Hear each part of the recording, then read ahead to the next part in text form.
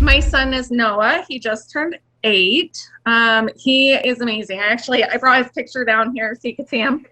He is so cute. Melissa Cantabrana glows when she talks about her son Noah, the vibrant little boy you see in these photos. For most of his life, Noah has been dealing with autism, diagnosed when he was 2 years and 9 months old. Since then, we worked tirelessly about 8 hours a day in therapy. It's a diagnosis his mom would later connect to the food he ate as a baby. Legacy brands of infant food found to contain neurotoxic heavy metals like lead, arsenic, and cadmium. The thought first occurred to her after reading about a bombshell congressional report published this past year, condemning the baby food industry for knowingly selling products with potentially harmful ingredients.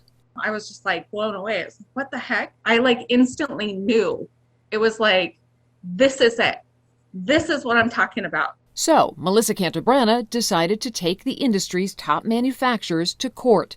It's a first-of-its-kind case that intends to establish a causal link between toxic heavy metals in baby food and autism and ADHD.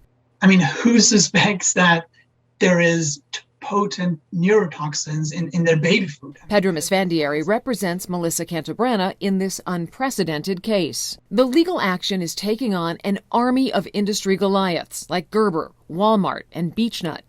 A scathing 41-page complaint alleges the companies wreaked havoc on the health of children. We've counted at least 20 attorneys for the defendants. We've got to assume that they have very deep pockets and powerful interests. How does that shape your game plan? It honestly instills more confidence in us. I'm not concerned about the fact that these guys are Goliaths. All that matters is what the truth is and what the science says and what the facts say. And the facts say that these metals should never have been in baby food. A key step in their case took place virtually this month. The court required Esfandiari to demonstrate that there is enough science on this issue to proceed to a jury trial. The judge heard from a panel of 4 experts who testified that heavy metals in baby food can cause autism spectrum disorder and ADHD.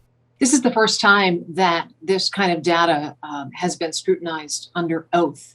What are your expectations? I feel very confident. The data is truly overwhelming here. We're talking about toxic heavy metals, lead, mercury, and arsenic. These are well-known potent neurotoxins that have no business in a human body. None of the attorneys for the baby food industry we contacted responded to our requests for interviews. They argued in court that there are no existing scientific studies that have attempted to directly link autism to the consumption of baby food. Esfandiari says his experts can, and if this goes to trial, he expects a fierce battle against a powerful industry. Honestly, I expect to see, unfortunately, the same playbook we've seen with tobacco that Monsanto used with pesticides. For now, as the attorneys argue their case in court, Noah's mom says she's constantly reminded of what's at stake every time she goes to the store and sees baby food sitting on the shelves. There's no label on there that says, hey, this has really high levels of lead, mercury, cadmium, arsenic. Come on, arsenic in baby food? They need to be held responsible for this. For Spotlight on America, I'm Lisa Fletcher.